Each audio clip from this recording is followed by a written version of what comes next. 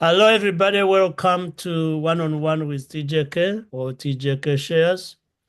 This is the channel where we bring you extraordinary people, or let's call them ordinary people doing extraordinary things. We've taken you through various individuals from all over the world with one purpose for you to learn and relearn.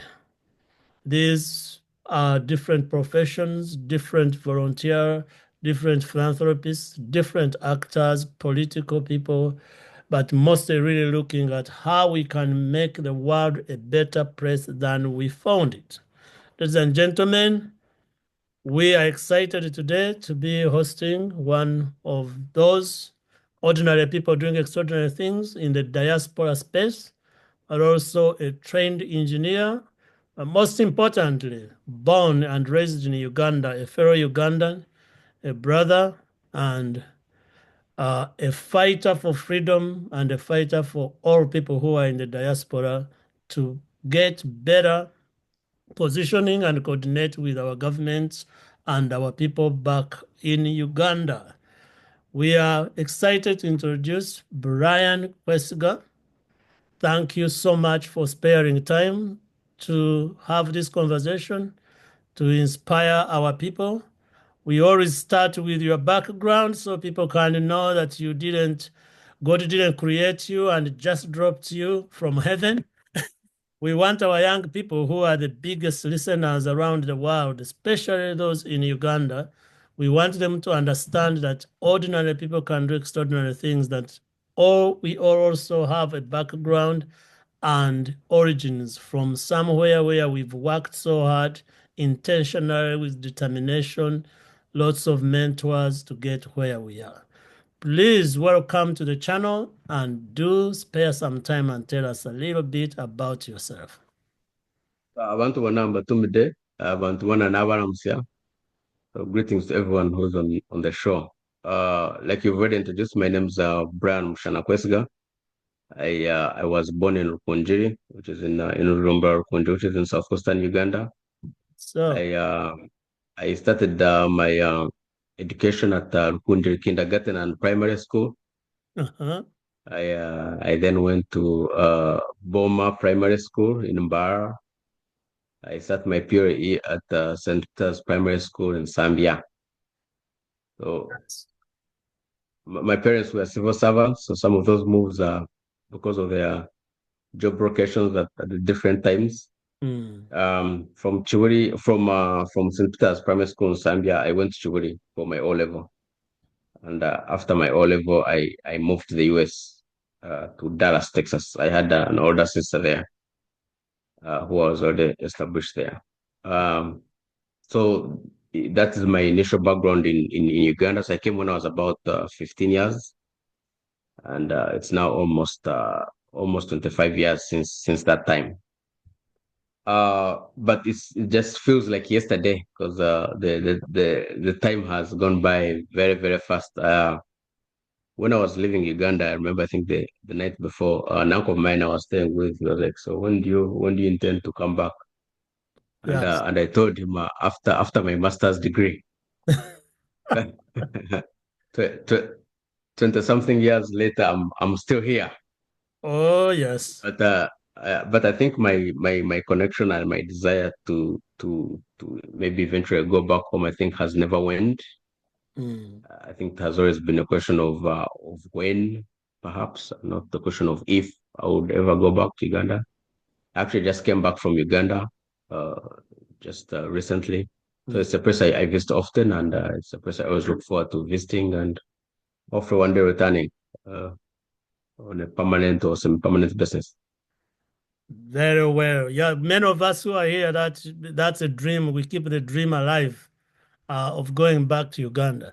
For purposes of your parents, please tell us the names of your parents if you mentioned about your sister. And the reason I always go into that background, our parents shape our upbringing, and this ties into the mentorship. Many of us really the first mentorship we had and ones that are most valuable in our lives start with that upbringing. You already mentioned they were civil servants, so you moved in a very short span. You are from Rukunjiri, you are in Mbarara, you are in Chiruli. You've basically gone 12 hours. At that time, the bus would take you so many hours to get to Kampala. You've already moved a lot because of civil servants. So let's give a shout out to your mom and dad, and then mention a little bit how they influenced your decision to become the man you've become today. Yeah, sure. Thank you. My dad was called James Kwesiga. He's deceased. So is my mom. She was called Rosemary Tindwens.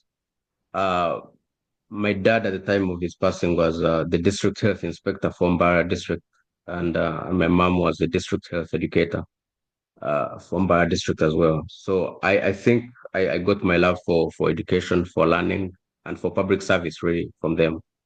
Because I think I remember when I was a kid, would travel with my dad sometimes in the rural areas. Since he was a district health inspector, they were in charge of various health programs like the polio vaccine programs. So Mm, I'll travel with him sometimes, and they'll be in the communities vaccinating young kids, or they'll be in the community supervising the building of health facilities, yes. water tank, toilets, latrines, that kind of stuff. Yeah. And my mom, as a health educator, should go to the rural areas. I think that time the big thing was HIV/AIDS. So they used to go to different schools, and they would be broadcasting uh, movies or what would you call them, that were tailored for the teenage audiences in the teenagers in the secondary schools Yes. about HIV/AIDS and prevention and cures and that kind of stuff. So when I look back, I think that's why I got my love for public service and being involved in the community and that kind of stuff. On the education and career part of it, uh, I think how I got interested in engineering again, it was as a kid. I used to like taking stuff apart. Mm, Whether they buy you a toy, I would want to break it apart and see how it works, how the motor works, and then I'll put stuff on the motor and make it a fan, and then or they would buy you the Christmas cards or birthday cards that used to make a song or some yes. noise. So you put the part and see what is this thing making noise and why does it when I open it, it works, and when I close it stops, and then finding that it's just a paper really that separates the connection when you close, and when you open it the connection is live, then it works. So that kind of thing I think is initial. I think when I think back now, I think stuff like that I began developing a curiosity. So I decided at a very young age, actually, when my parents were still alive, because my dad passed away when I was 11 and my mom when I was 8. But by 6, 7 years, I'd already Mhm. decided I was going to be an engineer. Uh, so I've pursued the dream for a long time. Very, So that's yeah. well said, Brian.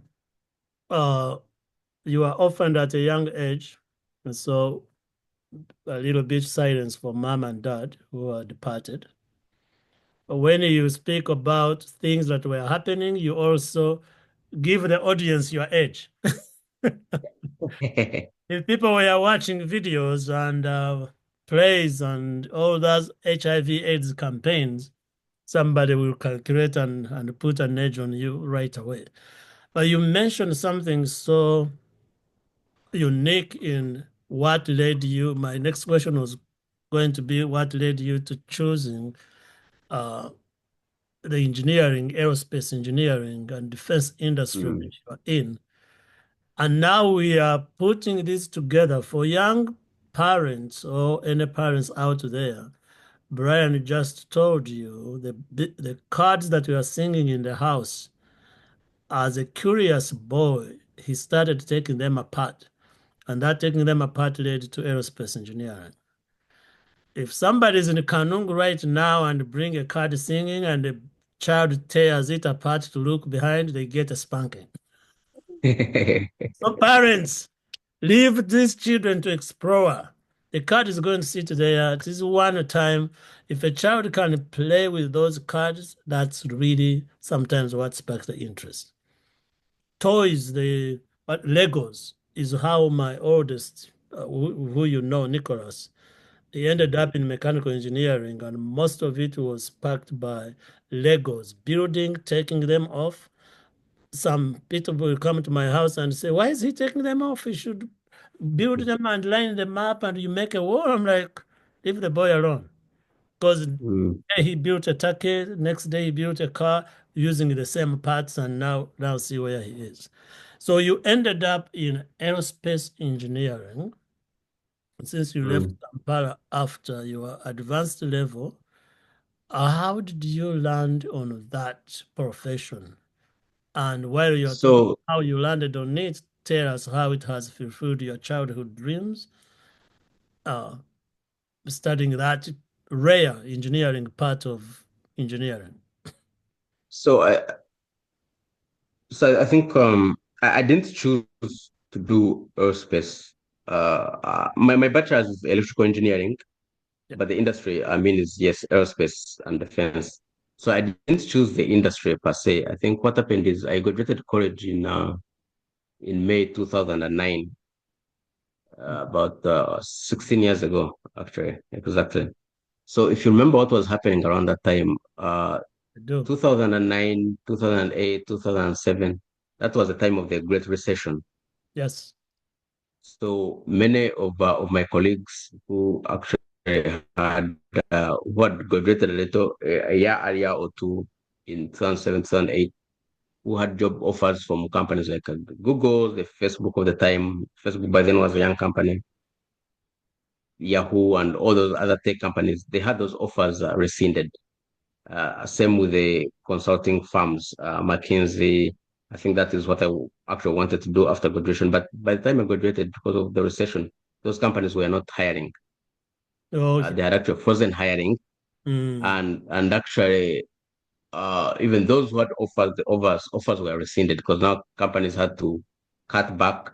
They had to maintain the profits and that kind of stuff. So aerospace and defense happens to be a relatively stable field because most of the work it does involves the government, yes. and the government never has a recession. The Okay. government, well, other than what is going on now, that's when the government is firing people. But the government typically doesn't fire people, and it just keeps growing bigger and bigger and bigger. Even in recession, it just keeps adding, you know. So, but yeah, so obviously the companies I worked for were private companies, but they did a lot of work with the government or government affiliated entities. So they were one of the few industries that were still hiring. So I just happened to apply there, just like I applied in many other areas. They happened to offer me a job. By then I considered myself very lucky to have a job. So I began working, and as you know, corporate America, begin working for this job, you probably stay in that industry forever because what happens is now the next person you look for wants to hire you not based on what you want to do or what you studied now, but rather on what you've been doing, on what experience you have. Exactly. So Yes. you find it much easier that, in fact, even when you are not looking, the recruiters from these companies are reaching out to you, whether they have seen your LinkedIn profile, whatever, but they're reaching out to you because they have seen what's in your resume, what's on your profile, and that's the skill set they are looking for. Yeah. So actually, like my current role, the company I'm with, a recruiter reached out to me on LinkedIn. They were hiring, and I responded, and that kind of stuff. So, but the question was, so I didn't choose aerospace and defense. Rather, I found myself there, and I I made the best I could with the situation. That's right. Yes. Yeah. And given, so you studied electrical engineering collection there and ended up in a company that does aerospace and defense contracts, which is, you talk of recession. I remember that recession, man. I just bought a house in 2004 at the highest market. Yeah. went through a divorce during that recession and stuck with a house during that recession that I nearly gave it up because of it, but I'm glad I didn't. So I remember it Good. well. Mm. And that's around the time I met you, Brian. Yeah. And you had just finished school, you had started working with a busy schedule, but at the same time you put your name up to run for presidency of UNA.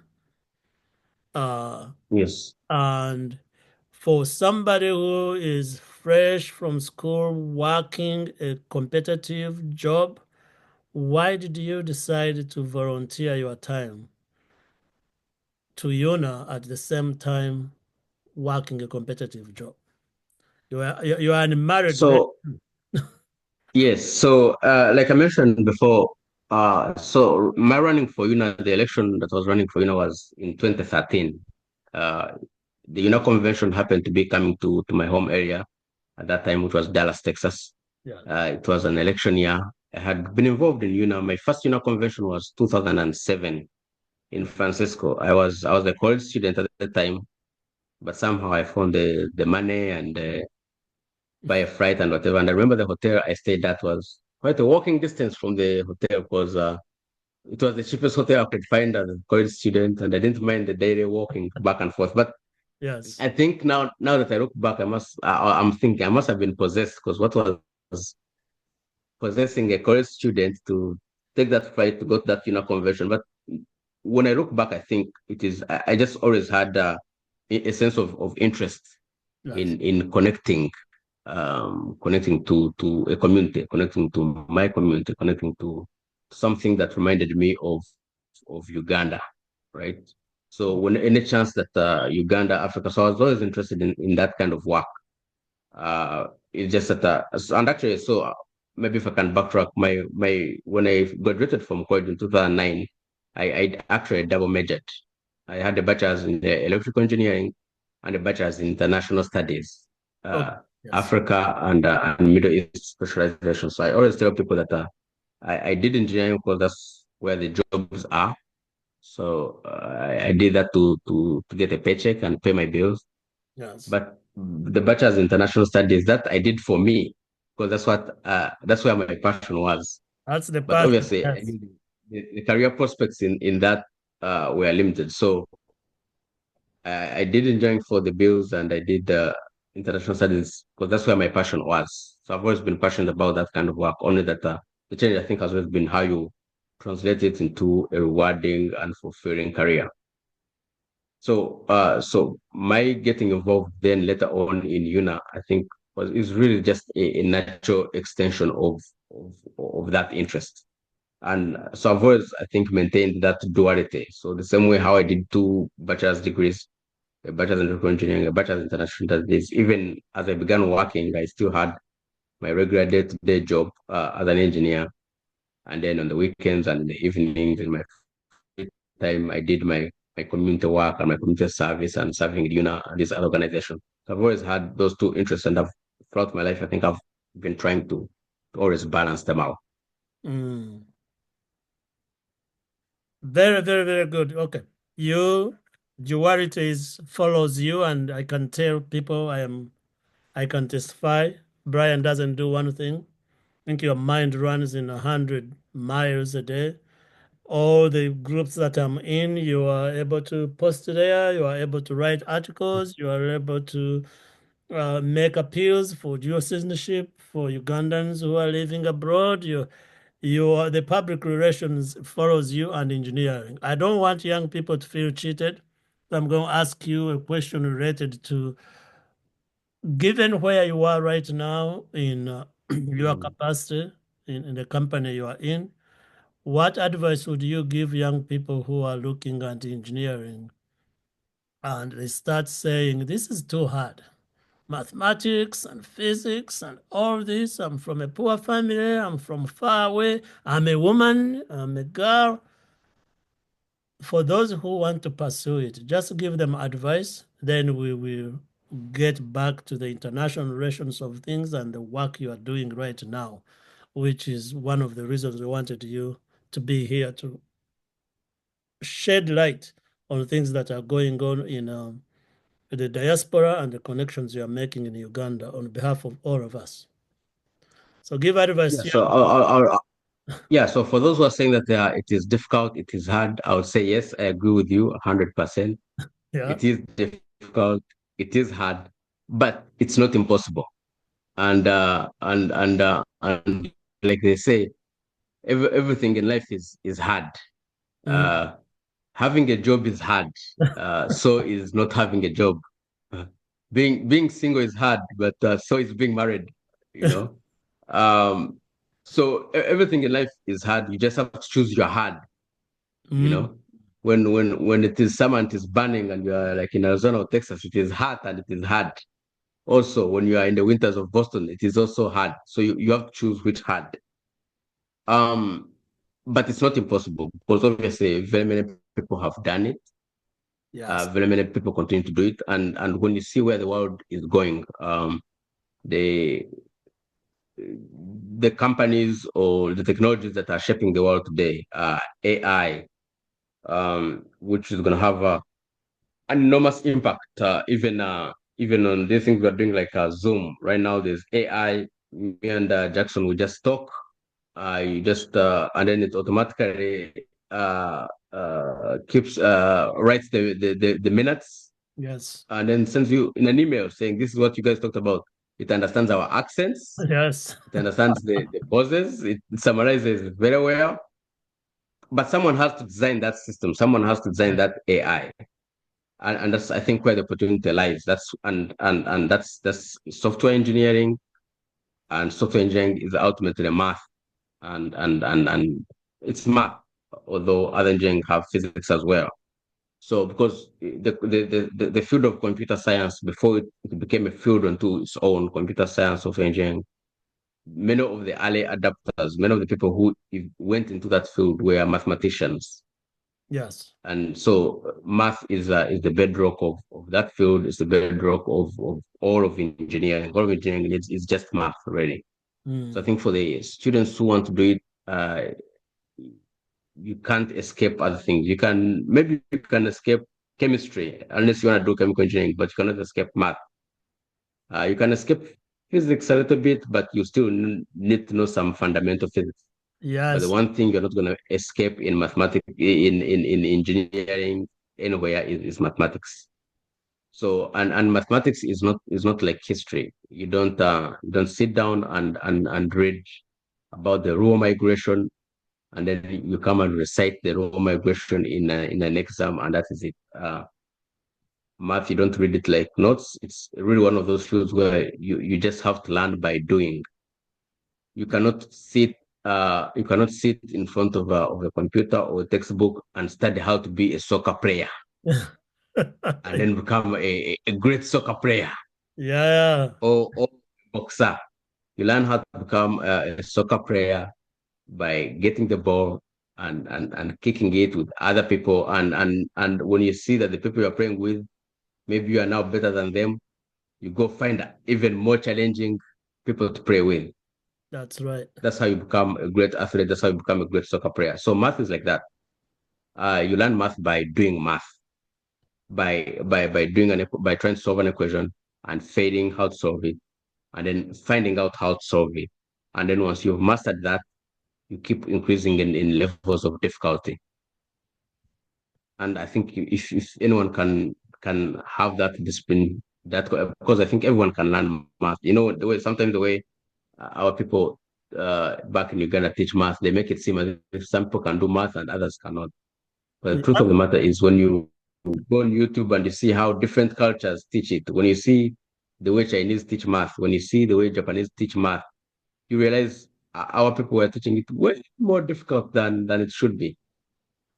It could have been much more fun than it was. So I think just having that commitment to learn and to excel and not just do basically the bare minimum is the advice I would give to the young people and seek out mentors. You find someone who already does what you want to do and ask them questions and don't be afraid of asking questions because if you're afraid of asking questions then you cannot learn. Yeah, That's and like I was that. saying, it's not as simple as just getting a textbook and reading math on your own. You have to solve it, but sometimes you may get stuck. But that's where you ask questions. That is so true, Brian. The importance of mentorship. I remember in the early years when Nyaka had just started, the children are in Kanungu, in the village where I was born and raised. I told them, there's no way how I can mentor all of you, but we are going to bring people. Each one would say, what do you want to be? Pilot, engineer. None of them would say soccer player or musician because in our culture you had to choose a profession Right. that will pay the bills. And so what we did intentionally, and we still do this, is to bring those professionals, whether it's a musician, teach kids how to be a musician, why they chose mass communication, bring the Frank Biamudishas from World Bank, economists, bring engineers, bankers, and as a result, kids who were in primary school going, oh, I want to be a teacher, I want to be a nurse. Now they are doctors, they are lawyers, they are drivers, they are mechanics. Because when you wanted to be a mechanic, we put you next to a mechanic. What do I need to Right. concentrate on? Our first doctor is going to specialize in cardiology. He's a medical doctor because on his graduation, we took a cardiologist there and he asked questions right away. But I like what you said, and I want people to, younger people to remember it. Life is hard. Things are hard, but it's not impossible to do it.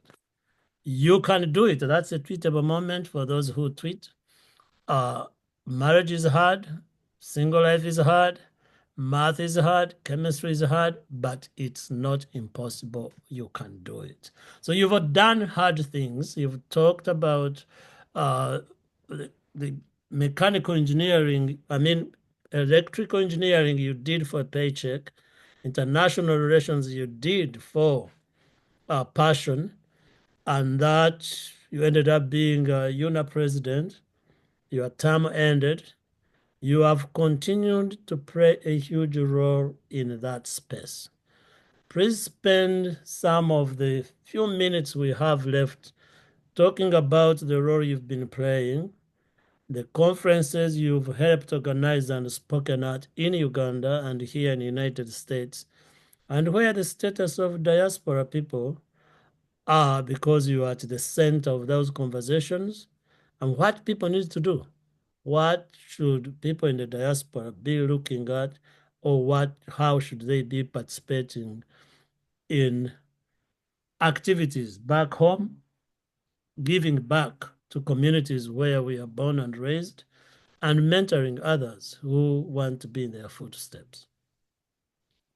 Yeah, thanks, Jackson. So, in a nutshell, the Ugandan diaspora sends about almost 1.5 billion in remittances to Uganda. And that is just the formal amount, the one that goes through banks, through Sendwave, through Nala, the one that is tracked. So what you, Jackson, send as cash, what you go with as cash that you give people, that amount is not tracked. Mm-hmm. Obviously the amount we send then is much more than 1.5 billion, but that is the only one we can track. It's the only one we know for sure. But obviously we know that we what we send is much more. Be sure to mention that And $1.5 billion, yes, not Uganda shillings. and no dollars, yes, US dollars. And I should add that is almost I think it's 5 trillion Uganda shilling. And I should add that what the remittances we send is Uganda's number one foreign exchange earner. It's more than coffee, it's more than tourism, Yeah. which are the next two. And what we are saying, I think part of the conversation I'm having, I spoke at the inaugural Minister of Foreign Affairs Diaspora convention that was at Munyonyo in December. And my message was, because Jackson, you know that the money you personally send to your relatives in Uganda is a small part of your income, is a small part of your wealth Yes. Mm-hmm. here in the US, where you've been for several decades.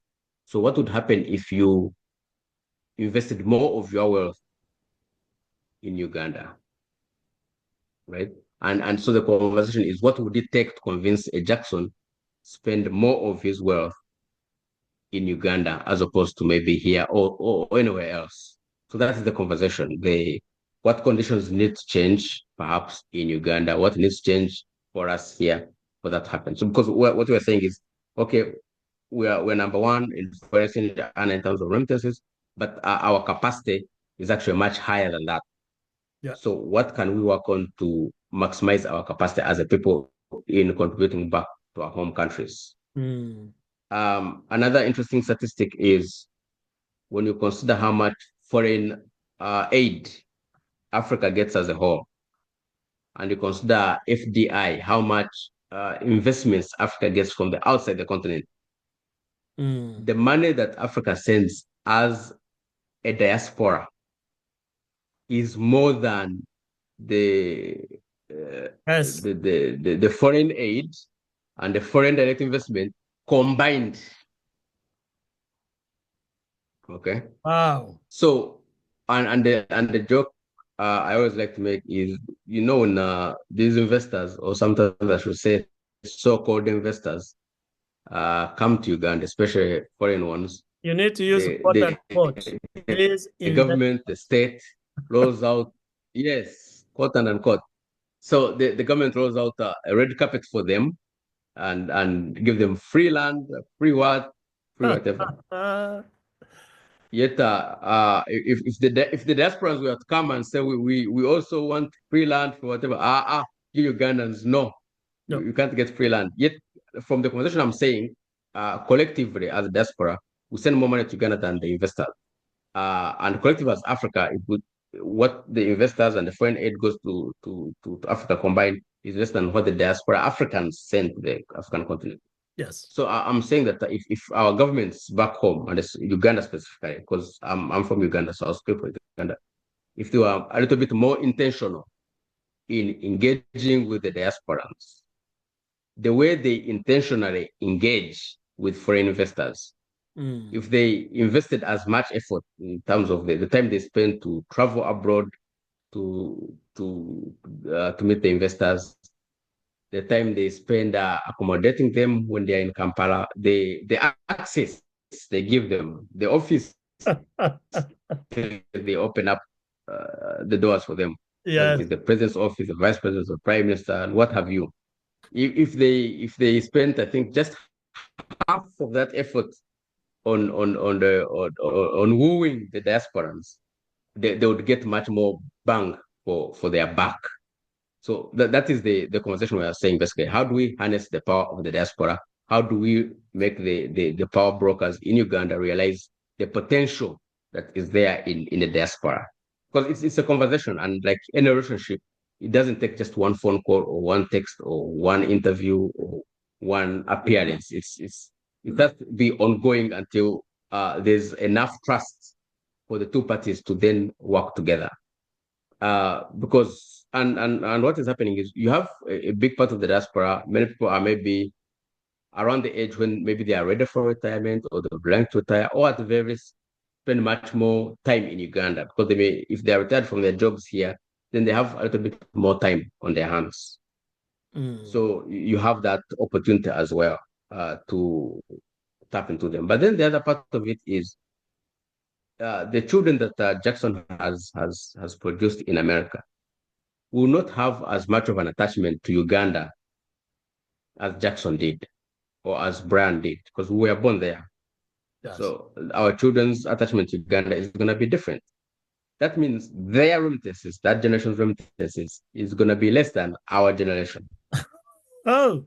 So in order to keep up the remittances, that means Uganda has to keep sending more people, more younger people to work.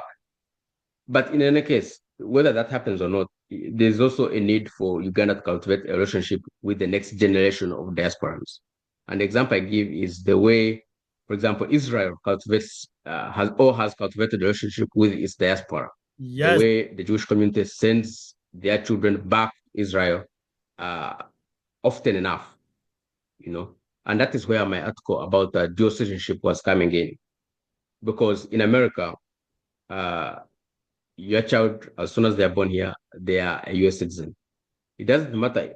It doesn't matter if the parent is also French and that kid has two passports, French and American. The Americans don't care. But the Ugandans care.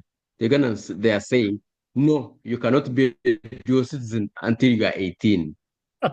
And I likened it to you can't be a father and you have not paid school fees or looked after this child for 18 years. And now that you see this young kid may turn out to be something Yeah. useful, now you want to come and One claim correct. your parental rights when you've been absent.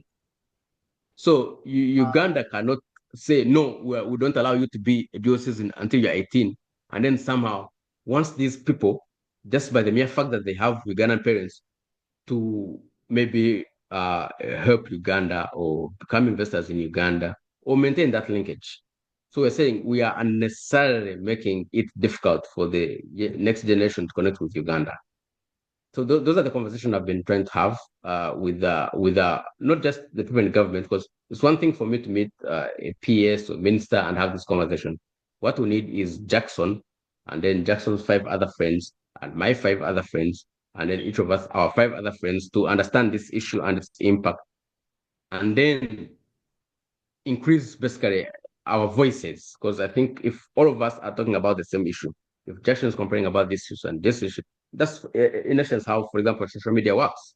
It's not because you don't get action because so and so has tweeted about it, but because so many people are tweeting about it, so you kind of create some momentum, then people address an issue. So we need more Ugandans, both in the diaspora and in Uganda, talking about this issue for it to be significant enough that there's action on the ground.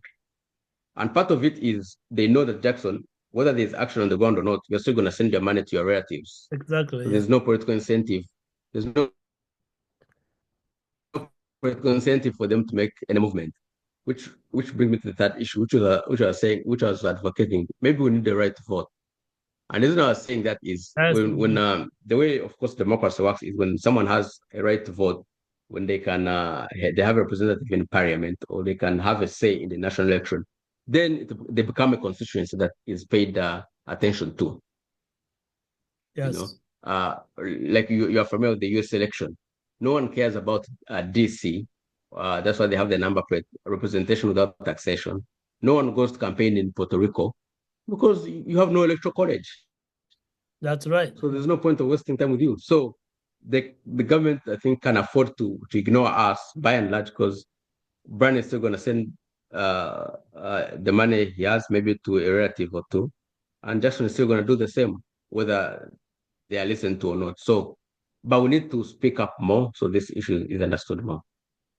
You know, Brian, those are strong three issues that you bring up that are all relevant. And I would tell you, for me personally, absolutely right. I do send money back every month, personal money. But even in addition to sending personal money, you know, I run an organization that works in Uganda. Yeah. Nyaka sends at least $3.5 million to Uganda throughout the year Mm. to run all our programming from the hospitals to schools to grandmothers, now to a bank, microfinance bank. We send all this money. But let me tell you, one of the biggest frustrations, you keep freezing a little bit, one of the biggest frustrations, and you hinted on it, when the investors, real and those who are making it up, show up, they roll a red carpet for these people. And I don't want a red carpet. That's not what I'm saying right here. But when I arrive at Entebbe Airport with my bags, the airport officials always looks at me as if I'm smuggling something into the country. And one time I asked these guys, I have those white people I came with. Why don't you check their bags? All these were my employees and interns, the photographer, the interns, students who were carrying all our hospital equipment. They didn't check their bags. And I said, why don't you check those guys? And the customs officer told me those are investors and donors to the country. That you, Twesige, Mm. mwe muli baddi, mujja kuba- So what do you think is taking us so long? The money is there. The money is flowing in $1.5 billion, more than tourism, more than coffee.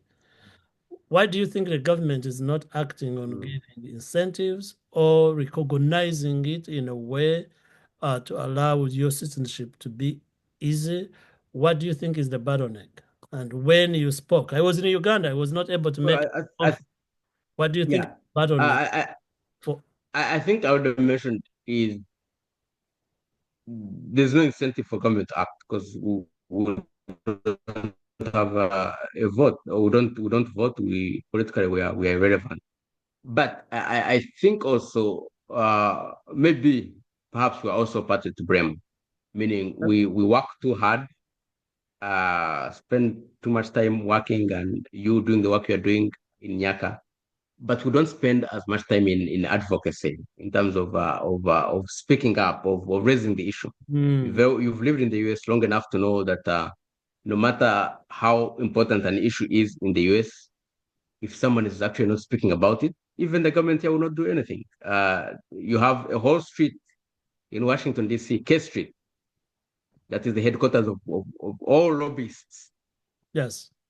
because ultimately every issue needs an advocate, it needs a lobbyist, it needs someone to give it a platform. So I do thank you for giving this issue and these issues a platform, because without that, anyone can talk, but if people are not listening, or if the platform you're on is people don't listen to it, or the power brokers don't listen to it, then you're just making noise, really. Mm, So what we need to do, I think, as a diaspora or as a community, is we need to make organized noise, and I think that's what sound is. yeah, We need to make organized noise. We need to speak in unison. We need to speak with one voice, uh, so that I think the government can listen to us a little bit more than it has been listening okay. to us. And so where's the platform for the diaspora? Which platform do people need to use to get that organized? Many years ago, Brian, I'm going to be the devil's advocate here. Many years ago, we had one united front called UNA that would bring Mm, all Ugandans together. Then next mm, there was International Convention of Banyachigezi, ICOB. Then there's Twegaite. Then now I even saw there's Banyankole Kweterana. Now there's Bajisu something. Where is the one voice? Where do we go to get this one voice to advocate for this issue? And then I'll ask you one more question and we can wrap it up. okay, so since you prayed devil's advocate, I also pray devil's advocate on that issue and answer it uh, from the other point of view. And I say, I don't think the the fragmentation of the diaspora community into these other entities is necessarily a bad thing per se. And this is why I say that if you are someone staying in Michigan, there are people, Jackson, in your community in Michigan who attend UNA conventions. I do, yeah. And I didn't say it's, Maybe, I was praying a devil's advocate.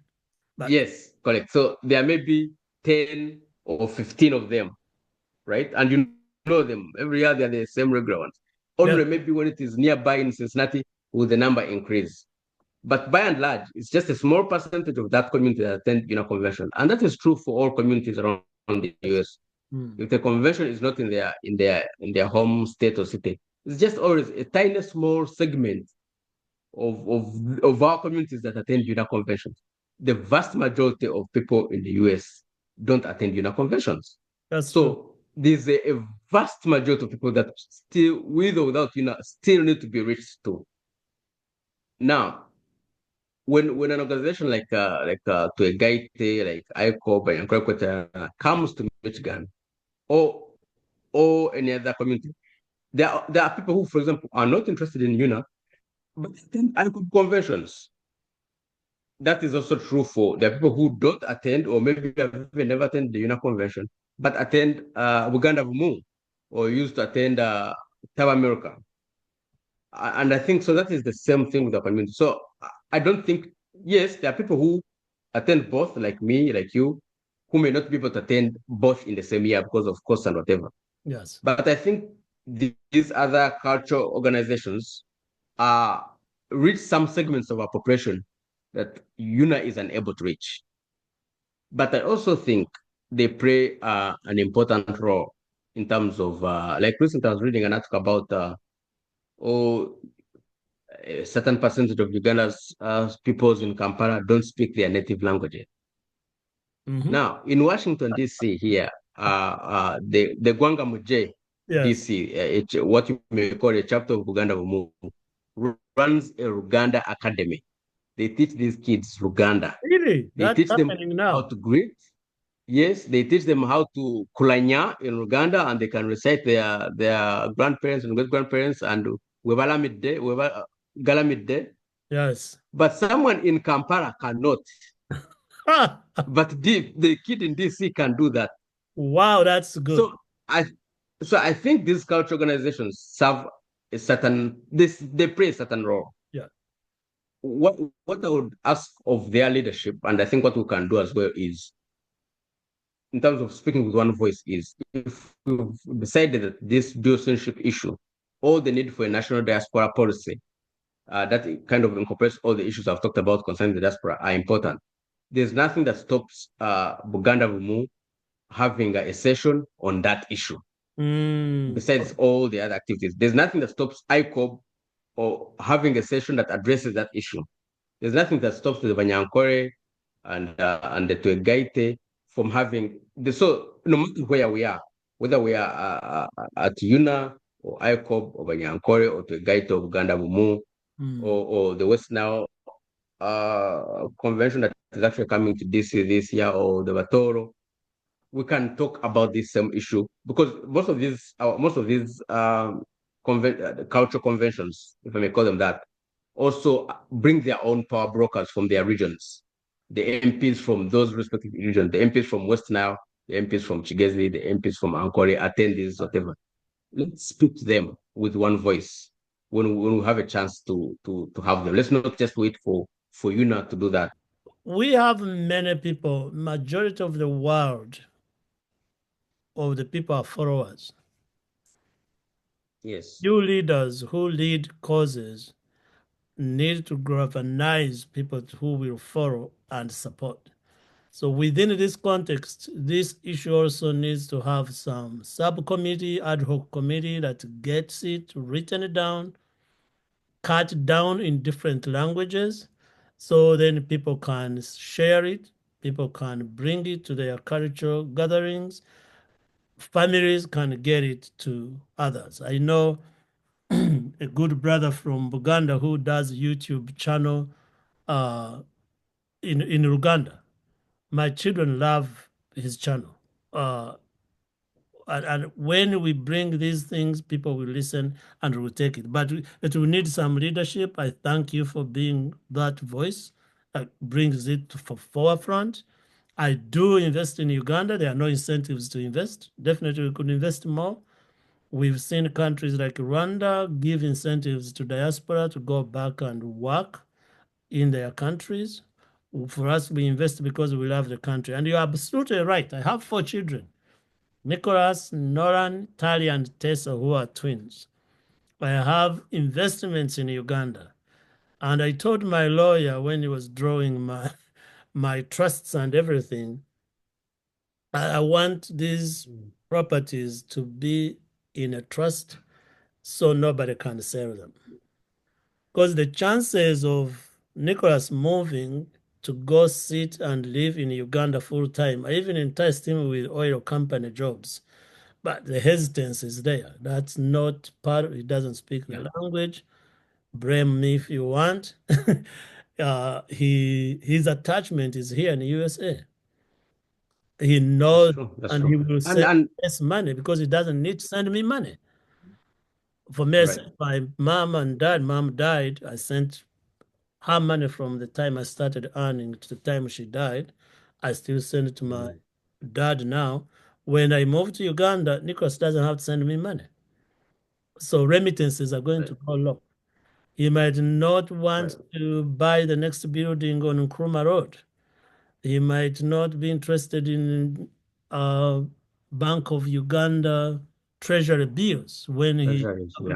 Yeah. what he consumes here. My When girls, you can earn more here. Yeah. yes, they will buy Starbucks stock before they do the coffee in Uganda. So you're absolutely right. The conversations are ripe.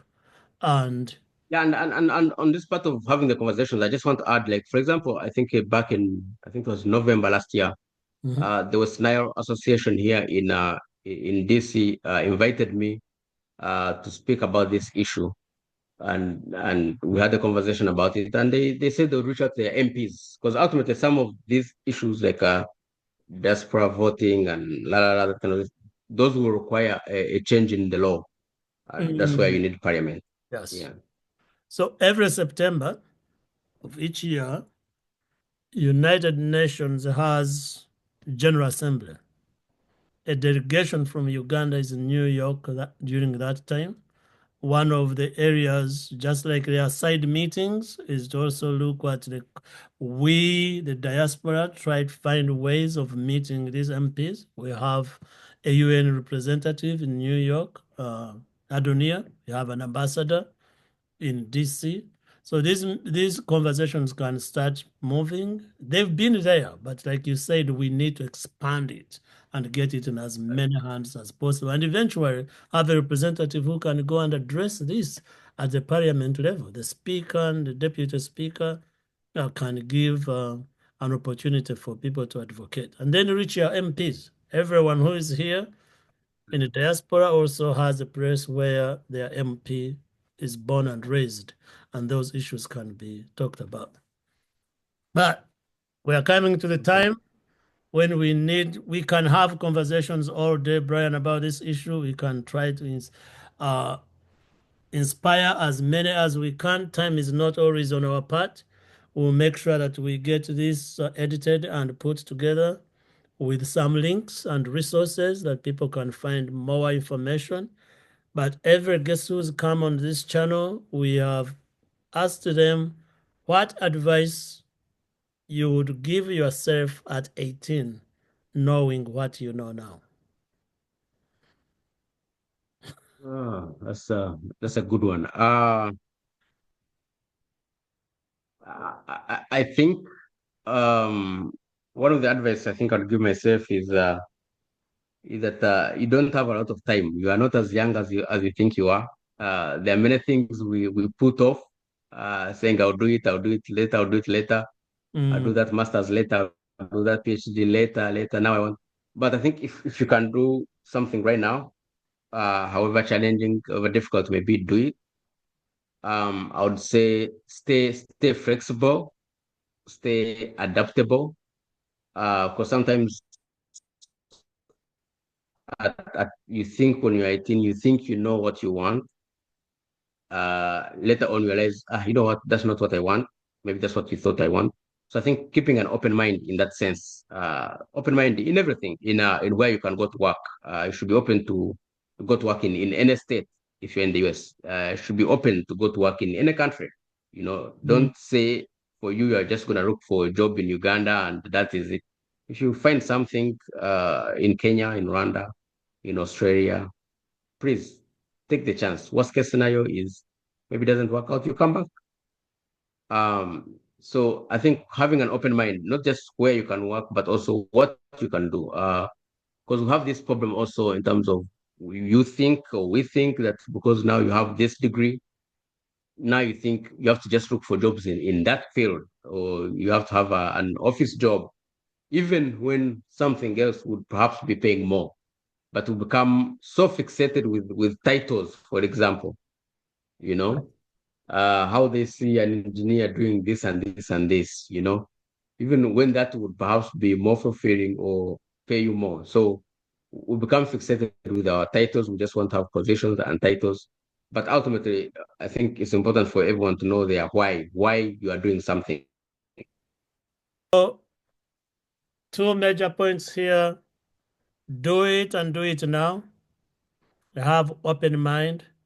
You remind me of the Nike commercial, just to do it. Let's do it. Absolutely. Just do it. Just do it, yes. Brian, we thank you so much for sparing time to speak, to inspire, to connect us to resources. Thank you for the work you do every day, being an inspiration and a leader in the field you work in, but also giving back with the mentorship and guidance, and also for all diasporas advocating and speaking about. When Brian speaks about these numbers, ladies and gentlemen, you need to know that he puts in time to research and put presentations together to advocate for all of us. And for those of you who are home and all aspire to travel, to be in diaspora, the same what we are going through, sending money back home, your money will be sent home in one way or the other. But we want to build infrastructure in our own countries also so much that that number of influx can stay low and empower our communities to create businesses and sustainable solutions for our communities. So we thank you. We appreciate you. Last word, say to our listeners, and we'll close it up. Yeah, thank you so much, Jackson. Thank you for having me. I appreciate the time.